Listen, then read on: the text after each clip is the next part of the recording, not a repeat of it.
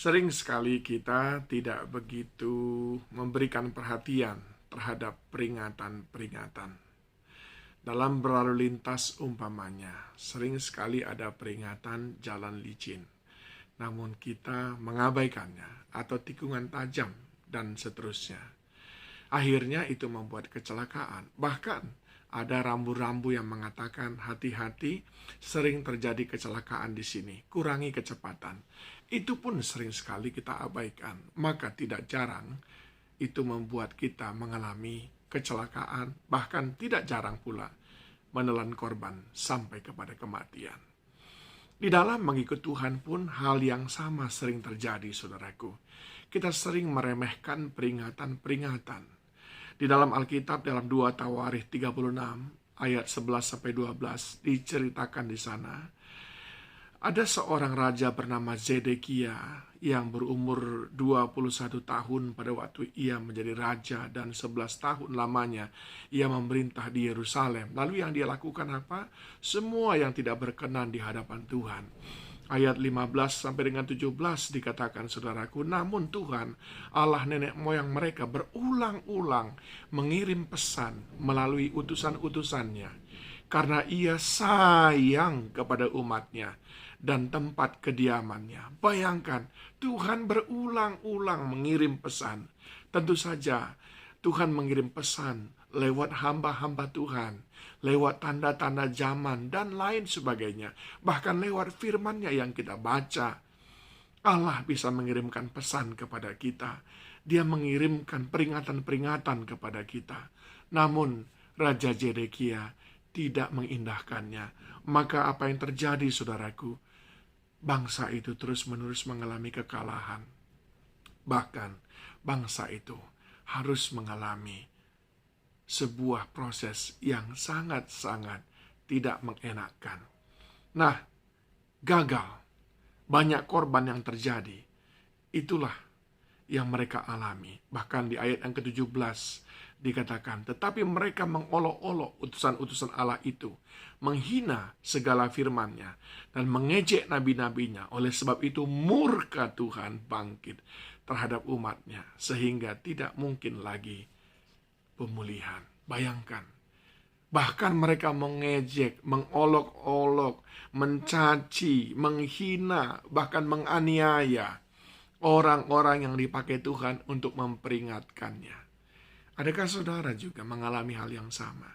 Ketika hamba Tuhan berbicara, saudara mengejeknya, saudara menertawakannya, seolah-olah itu tidak mungkin, seolah-olah itu hanya buatan karangan daripada hamba Tuhan itu saja. Saudaraku, jangan. Jadilah kita seperti Daud, yang ketika dia jatuh ke dalam dosa, lalu diperingatkan oleh Nabi Nathan, dan seketika itu juga dia bertobat, saudaraku. Jangan menjadi seperti Simpson yang diperingatkan berulang kali oleh orang tuanya, tapi tidak berubah. Sekiranya Simpson mendengar peringatan orang tuanya, mungkin dia menjadi seorang yang dipakai Tuhan dengan luar biasa. Sekiranya Ananias dan Safira mendengarkan peringatan dari para rasul, mungkin dia tidak binasa, tapi makin diberkati. Sekiranya Yudas mendengarkan peringatan daripada Yesus, mungkin dia akan menjadi rasul yang sangat-sangat dipakai dengan dahsyat luar biasa. Tapi tidak demikian. Ibrani 3 ayat 12-19 mengatakan, waspadalah saudara-saudara, supaya di antara kamu jangan terdapat seorang yang hatinya jahat dan yang tidak percaya oleh karena ia murtad dari Allah yang hidup. Tetapi nasihatilah seorang akan yang lain setiap hari, selama masih dapat dikatakan hari ini, supaya jangan ada di antara kamu yang menjadi tegar hatinya karena tipu daya dosa. Karena kita telah beroleh bagian dalam Kristus, asal saja kita teguh berpegang sampai kepada akhirnya pada keyakinan iman kita yang semula. Tetapi apabila pernah dikatakan, pada hari ini jika kamu mendengar suaranya, janganlah keraskan hatimu seperti dalam kegeraman. Jangan mengeraskan hati. Lalu di dalam kitab Ibrani ini kita melihat ada 4 konsekuensi bagi orang yang mengeraskan hati. Yang pertama dikatakan, membangkitkan amarah Allah. Lihat ayat yang berikutnya, saudaraku. Dikatakan dalam kitab Ibrani pasal yang ketiga ini tadi. Orang yang tegar tengkuk, orang yang meremehkan peringatan Tuhan, membangkitkan amarah Allah. Siapakah mereka yang membangkitkan amarah Allah? Sekalipun mereka mendengar suaranya, bukankah mereka semua yang keluar dari Mesir di bawah pimpinan Musa? Yang kedua, dimurkai Allah. Dan siapakah yang ia murkai 40 tahun lamanya?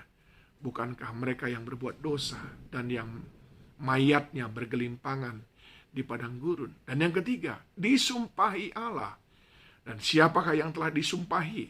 Ia sumpahi bahwa mereka takkan masuk ke tempat perhentian. Bukankah mereka yang tidak taat? Dan yang keempat, tidak mengalami tanah Kanaan. Demikianlah kita lihat bahwa mereka tidak dapat masuk oleh karena ketidakpercayaan mereka. Perhatikan baik-baik. 4 konsekuensi ketika kita meremehkan peringatan Tuhan. Dan ini sudah dinyatakan Tuhan kepada bangsa Israel. Sehingga sebagian besar daripada mereka binasa. Yang pertama, membangkitkan amarah Tuhan saat kita meremehkan peringatannya. Yang kedua, dimurkai oleh Tuhan. Dan yang ketiga, disumpahi oleh Allah. Dan yang keempat, tidak mengalami tanah Kanaan. Seandainya kita menurut kepada apa yang Tuhan katakan, waktu dia berkata, menaburlah, maka kita menabur, maka kita akan menuai. Waktu dia berkata, berilah, lepaskanlah pengampunan, dan kita melakukannya, maka kita akan mendapatkan belas kasih-Nya.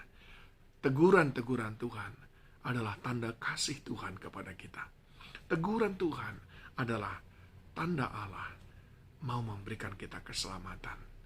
Jangan remehkan teguran Tuhan yang datang lewat hamba Tuhan, lewat mimpi atau penglihatan, lewat orang-orang di sekitar kita, bahkan lewat firman-Nya yang Dia nyatakan kepada kita.